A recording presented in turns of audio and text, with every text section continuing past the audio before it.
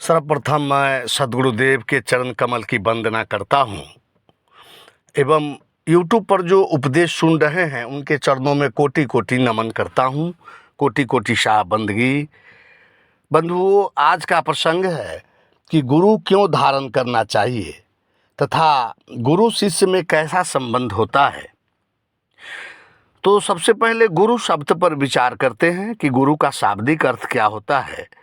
गुरु शब्द गु और रू शब्दों से बना है। गु का अर्थ होता है अंधकार तथा रू का अर्थ होता है प्रकाश। अतः गुरु का शाब्दिक अर्थ होता है जो अंधकार से प्रकाश की ओर ले चले। आध्यात्मिक जीवन में गुरु से श्रेष्ठ कोई नहीं है। गुरु की बड़ी ही अनुपम महिमा है। सद्गुरु मनुष्य के समस्त भ्रम, अंधविश्वास एवं मिथ्या मान्यताओं को परित्याग कर शिष्य को स्वयं ही उसके घट में परमात्मा का साक्षात्कार करा देता है। मनुष्य का एक जन्म माता पिता के द्वारा होता है और जिसका अंत शमशान में होता है, तथा दूसरा जन्म गुरु द्वारा होता है जिसका अंत अनंत में मिला देता है, अर्थात परमात्मा में लीन करा देता है। गुरु की अनुपम महिमा का बखान करते हुए सद्गुरु कबीर साहब कहते हैं, 3 लोक तथा 9 खंड में गुरु से बड़ा कोई नहीं है। 3 लोक 9 खंड में गुरु से बड़ा न कोई, करता करे न कर सके, गुरु करो से होए।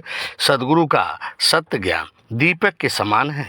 जिस प्रकार दीपक के प्रकाश में व्यक्ति गड्ढा नाला कीचड़ में नहीं गिरता है, उसी प्रकार गुरु के ज्ञान रूपी दीपक के प्रकाश में संत भक्त को जड़ और चेतन का ज्ञान हो जाता है, जिसके कारण वह सांसारिक माया मोह तथा सांसारिक शरीर संसार से ऊपर उठकर सारा सार को परखते हुए परम तत्व को प्राप्त कर लेता है। बंधुओं, सुखदेव जी महाराज बहुत बड़े ज्ञानी एवं परम वैराग्यवान योगी थे।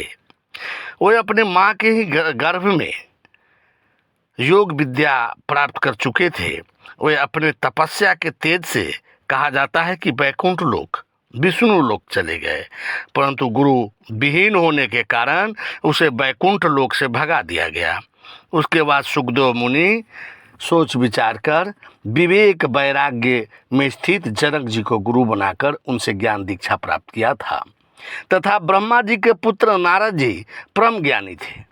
गुरु विहीन होने के कारण नारद जी को भी बड़े अपमान झेलना पड़ा और नारद जी को भी गुरु करना पड़ा।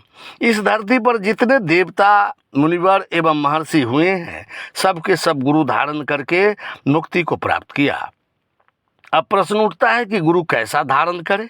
सद्गुरु कबीर साहब कहते हैं कि सद्गुरु ऐसा कीजिए, लोभ मोह भ्रम नाही, दरिया सो न्यारा रहे, दिशे दरिया माही।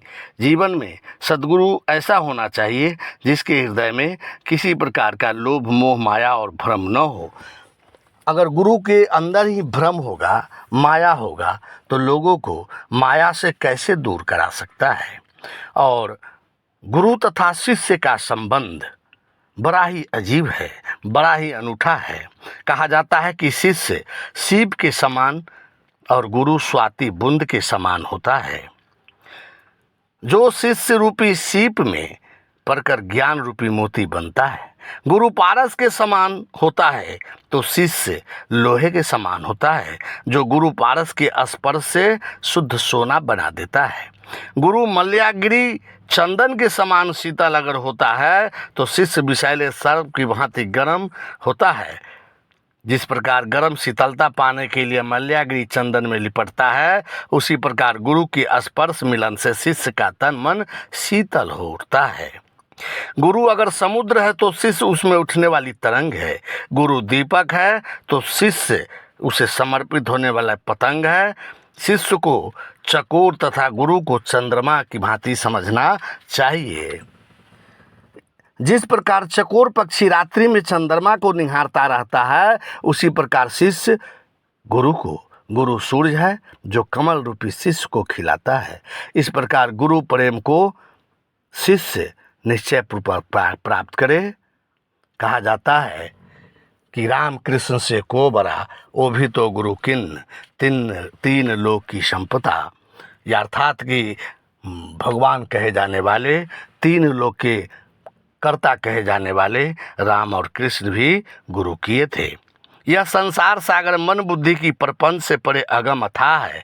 अतः गुरु प्रदत्त सत्य नाम को दृढ़ता से पकड़े तो गुरु की कृपा से यह था पा जाता है।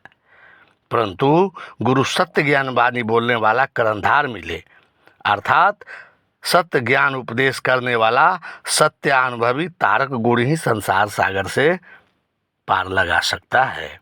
साहब बंदगी, साहब बंदगी, साहब बंदगी।